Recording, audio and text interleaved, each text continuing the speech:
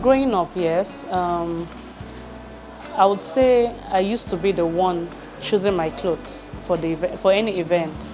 So then my mom would like, "Ah, a small child like this, you don't want anybody to tell you this is what to wear.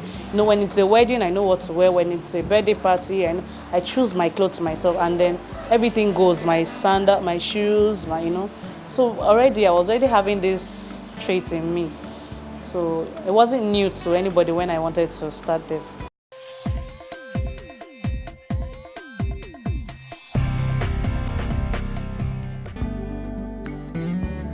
Gbemisola Ande is a fast-rising fashion entrepreneur in the heart of Nigeria's Center of Excellence and Commercial City, Lagos State.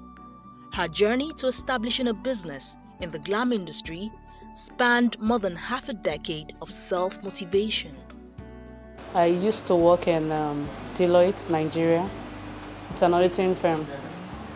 I was there for like 6 years, but I noticed I wasn't, should I say, fulfilled.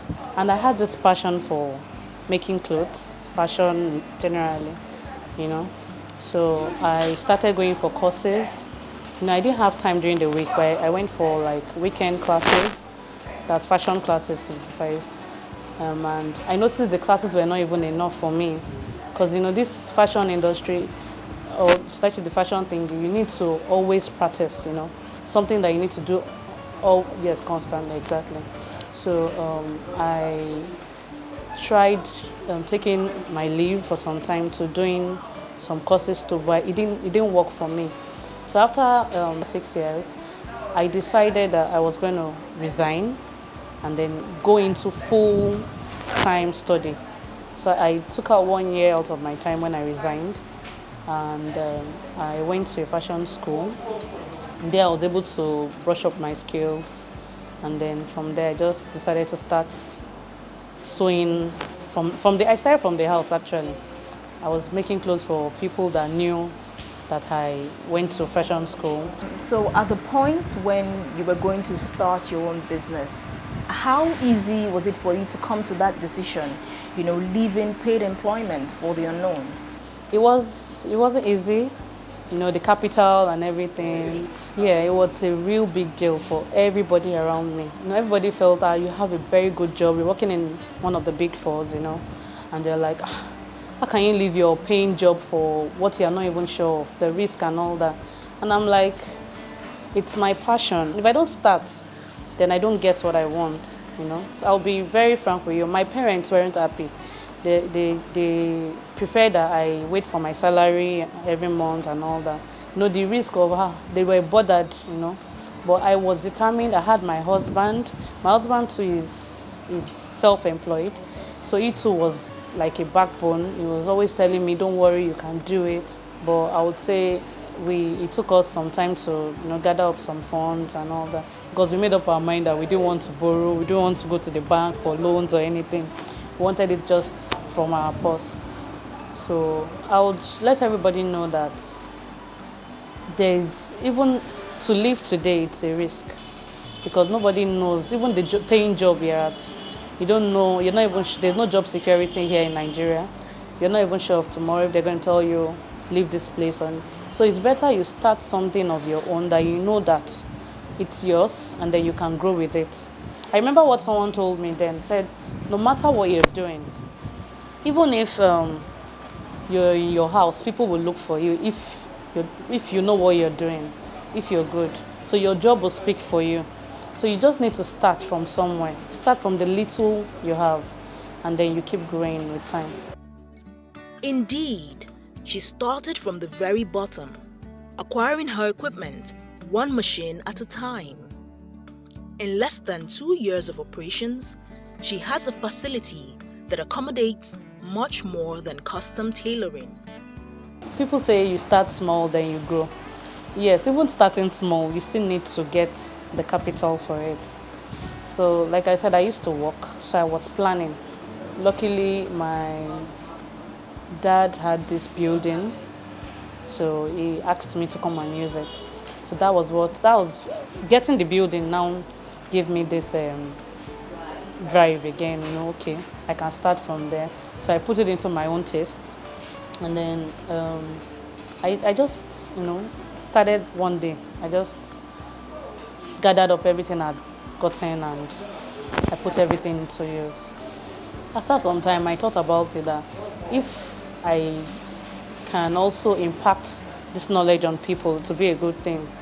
So I said, okay, let me see what I can make out of the fashion school and also a fashion house generally, where I can make clothes for people and also impact knowledge.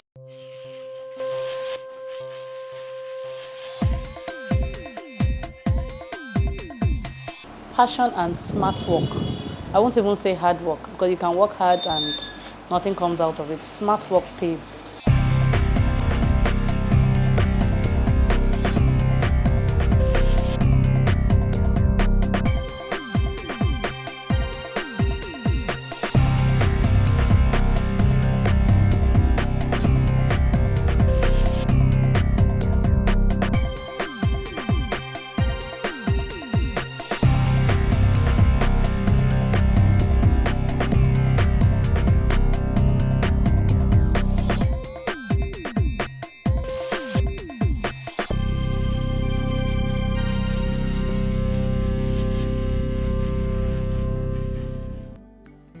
The sky may be big enough for all the birds to fly, and so is the fashion industry. Here in Nigeria, with an unprecedented expansion of the industry and over 170 million people to serve, Gbemi shares her secret for controlling a fair share of the market. Research is for business, especially young businesses, plays a major role. Like you first of all get to know what people need, and if you will be providing their needs with your business or something. So what I did at first for my own business, I did this questionnaire. I rolled out some questions that I felt people, and I remember I told you I went to a fashion school, so there are some things I put out too from there, like what I didn't like there. I put it in my questionnaire. I asked people, what do you think about this, So with the responses, I was able to get some ideas to put up my own business. And I always tell myself, I don't like disappointment. So all my clients, they know it. Like, I work with your dates. Once you tell me I'm using this so period, be sure to get your stuff made. And then secondly, I try to do my best. Like, even if it takes me using out of my own fund to do something. Like when people come in and they're like, oh, I want this, and they're not even giving you enough fund for it. But because I know that somebody will see this outside, I have a standard. I don't go below it. That's it. So I think that has been working for me. When you give me a fabric, I know what I can work with it. I look at the patterns, first of all. I look at the person that wants to wear it. I need to know the kind of person you are. So with that, I'm able to say, okay, this will be good for this. And also the occasion too, And also, sometimes I tend to look at all these our international designers. I look at what they do and I just try to put in my own creativity in it and I bring up something. She lends her voice to the barrage of pleas by fellow young entrepreneurs for the myriad of problems confronting enterprise development in Nigeria. The challenges faced in Nigeria, that's for young business entrepreneurs. The first one is the fund. Where to get the fund from? I would say since I started this, I've not gotten any fund from any other place but my family, that's myself and my husband. And power supply. Most of what I use, industrial machines, they're all power related. Too many clients to be served, but less people to do the job. Because I'm actually looking for more people, but I can't get them. I like to see the government like supporting us more. Give an average Nigerian light, just that power alone will perform wonders. I mean, if you can give us what we are paying for, I mean, we will be able to do what we are doing best. So if government can support us with funds and also give us the power supply, and trainings, if they can train these young ones. I mean, you don't even have to set up any trainings. You can bring them to us, partner with people like us. We'll train them and we can also use them. Most of the people that come to train with us, they too want to go and have their own. They want to have their own sewing outfits. You know, nobody wants to work for anybody anymore. While we're all advocating for more and more young people to become enterprising, do you think that everyone can actually do the job of an entrepreneur? I mean, what does it take to successfully run or manage a business? Not everybody can do entrepreneurship. You know, if you have younger people that are like, okay, I can learn this and work for somebody, you know, and everybody smiles home well. To be a successful entrepreneur, first of all, it's God. And then passion and smart work. I won't even say hard work, because you can work hard and nothing comes out of it. Smart work pays. When I mean smart work, you have people that you're working for and you have people that are working for you. You have to make sure that people you're working for, that's like the clients, your customers, you know what they want. And also people that are working for you, they're comfortable. Because if your workers are not comfortable, they can't do your work. And then if your customers are not happy, you can't get more customers. And of course, the ones that you even have, you can't keep them. So I would say not just the passion, also doing what people want, you know, what you know is happening. And you also have to follow trends, you know. And mixing personal funds with business is really not good. Like before I started this, I made sure I got an account for my business account. And so I run my business with the business account. From the day I started, I have my receipts I use for every customer, both my students and my clients that come to make clothes.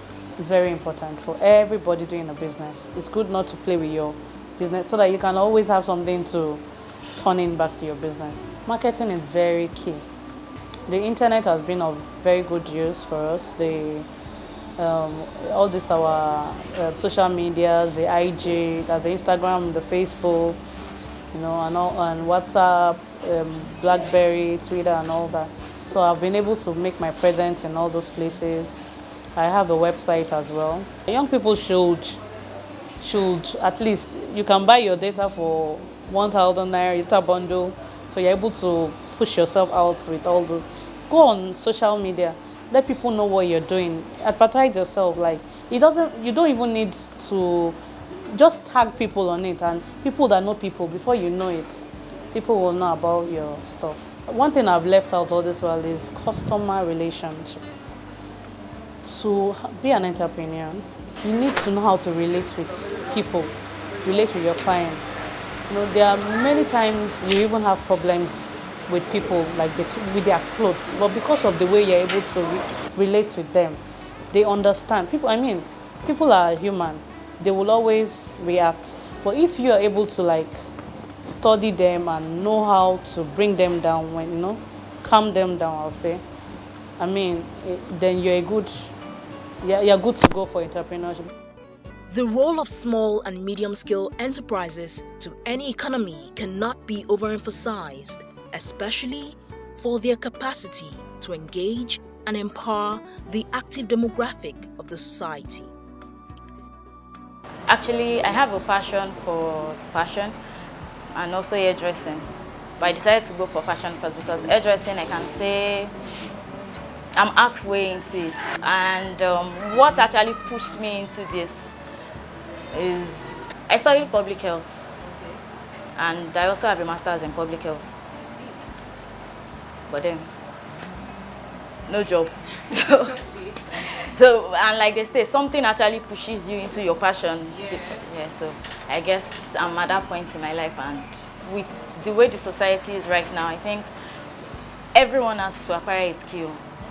Well, I always knew that I just have to acquire a skill, but it's just that time that I've not really had in my hands. And when the opportunity came, I didn't waste time to seize that opportunity.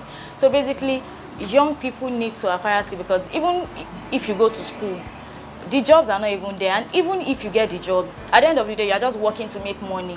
You're not happy. You need to do something that, you know, you're passionate about.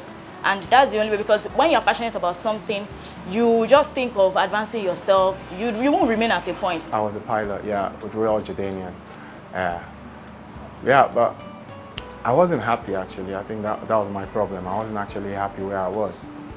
And before this, I've actually had, you know, kind of like a little spar with fashion. And after a while, I just woke up one day, I was like, you know, I mean, probably I was wasting my time. I'm in the wrong department. So right now, I'm really trying to start early to get myself a place in the world right now. And, you know, since I got here, she's like, you know, I mean, when you have, like, you're working with your friend, it's actually more, you know, I think probably you get it better than when you have this bossy kind of people. So she's very thorough, right? And she doesn't just make you do it, you know. She makes you understand why you have to do it, which is, you know, I think the basis of learning. My father used to say, the moment you find something you love doing, that's the day you stop working, because it's no longer work, it's like you're having fun, you know. So I think it's the best thing that can happen to anybody in that sense of it. And, you know, it don't get better for you than you getting paid for something you love doing. Come on, man, it's a holiday every day, so yeah. My experience here has been very awesome, in the sense that, you know, the fashion world is fast growing and all that. So you can't really, in fact, we learn every day. So far so good. My working here has also improved my fashion skills as well. I'm also wishing to be in her shoes, so I'm like trying to copy from her as well, like her footsteps. And I really admire her patterns and styles and all that. She's very, very creative, and I really appreciate that. Everybody's dream is to like go to school, after school and all that, you know, get a good job, you know, and be useful to the society. But you know, nowadays, it's not about that pen and paper stuff anymore. So, in fact, you see our graduates going back to like learning one or two things, you know, entrepreneurship and all that. Likewise, me. So, I would really encourage youths out there to like try and like discover themselves, you know, discover the passion and all that. Because I believe each and every one of us, we do have one or two, you know, things we're really good at doing, like, you know, irrespective of like every other stuff, you know. So I would really say entrepreneurship is a very good course in life, and without that, I don't think any society would really go far.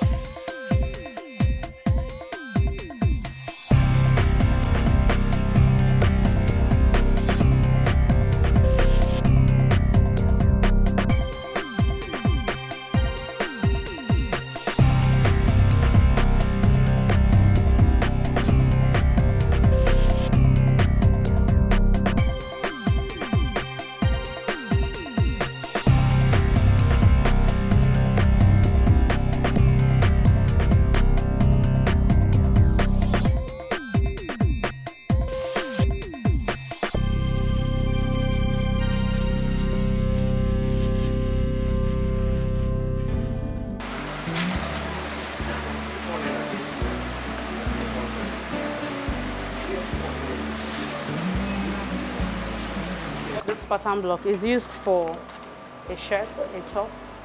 You can as well get the upper part of a dress from it as well. Now, different kind of tops can be made from this as well. It's the styling that matters. Now, for a shirt, all I need to do is to cut out this, and then place them together and apply the shirt rule. The shirt rule says remove 1.5 inch from the front to the back. When you do that, you get the line of the shirt. This is the front and this is the back.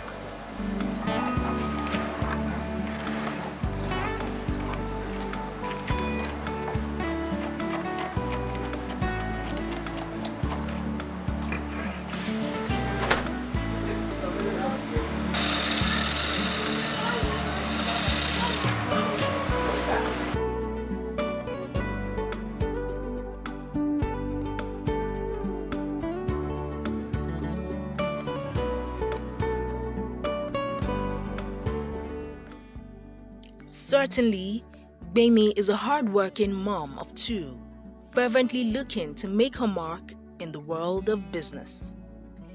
Like I said, I resigned my good job to do this, so I intend staying forever.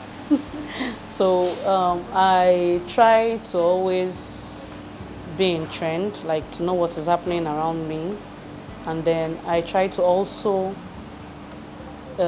study hard, like continue to improve myself.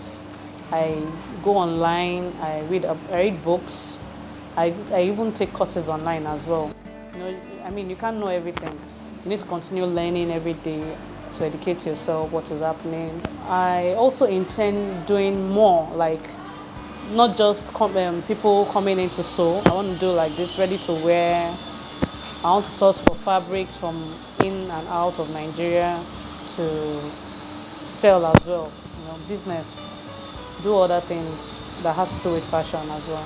It's been a pleasure chatting with you, and I'm sure you have left quite a number of people very inspired. But really, what would be your parting words to young Nigerians who are, watching you right now?